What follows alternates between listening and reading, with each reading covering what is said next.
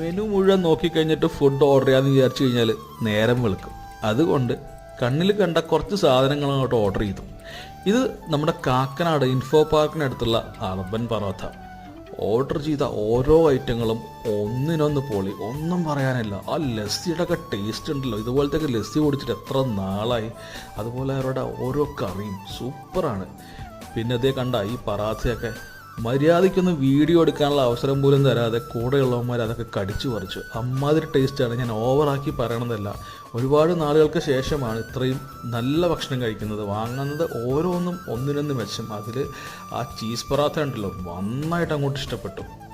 പിന്നെ ലാസ്റ്റ് ഒരു triple fried rice order ചെയ്തു. അതിൻ്റെ മാത്രം ഫ്ലേവർ അങ്ങോട്ട് പിടിച്ചില്ല. മേ ബി അവർ യൂസ് ചെയ്യുന്ന എണ്ണയുടെ ആയിരിക്കാം. ബാക്കി എല്ലാം സൂപ്പറായിരുന്നു കേട്ടോ. അപ്പോൾ ലൊക്കേഷൻ മനസ്സിലായല്ലോ. ഇനി നമുക്ക് ഒരുമിച്ച് യാത്ര ചെയ്യാം, ഒരുമിച്ച് ഭക്ഷണം കഴിക്കാം.